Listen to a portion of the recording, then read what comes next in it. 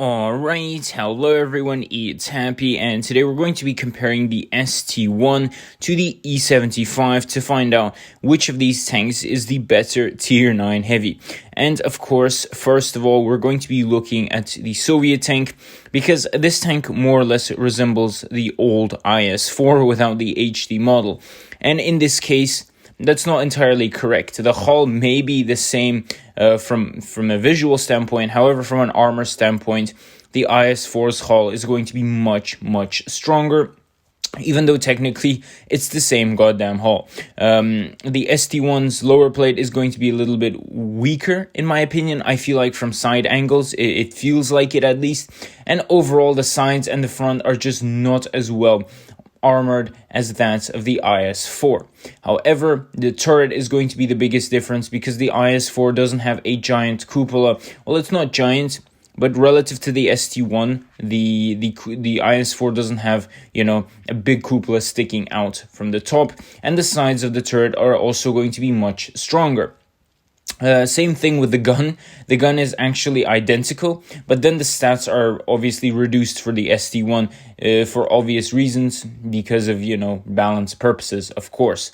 Now, when you compare this to the E75, you have a Tiger II, which has been pretty much juiced up with Tren and then stuck to Tier 9. That's basically what the E75 is. It's a juiced up, roided up Tiger II with much better armor, much better firepower, and decent-ish mobility for the size and armor of the E75. So when you're comparing these two tanks, I feel like the ST1 is a little bit lighter, and it has a little bit of a different purpose, because with this tank you have 8 degrees of gun depression, if I'm not mistaken. You have a solid turret, so you can go around a ridgeline or a hill, and then you can use that 8 degrees of gun depression for your advantage.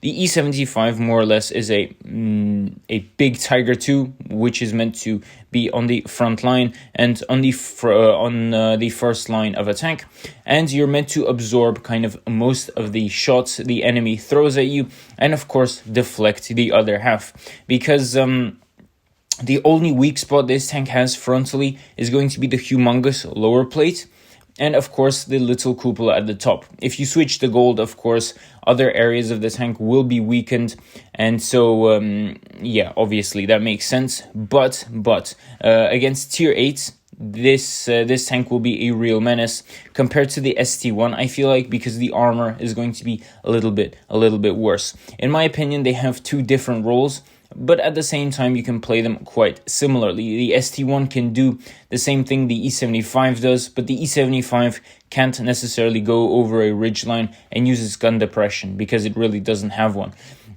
Overall, both tanks are quite solid, but in my opinion, I feel like the E75 is just a better all-rounded tank, just because of the fact that it has a little bit better armor, and the firepower on the E75 with the bigger alpha gun just plays a lot better into its hands against Tier 8. However, against Tier 10s, I feel like the ST1 does a lot better, because of course the turret is still going to be quite strong, and you can use that gun depression over the ridgeline, because armor doesn't really matter against Tier 10 tanks. The E75 and the ST1 are going to look completely the same in the face of a Tier 10 tank, because armor doesn't matter to these tanks.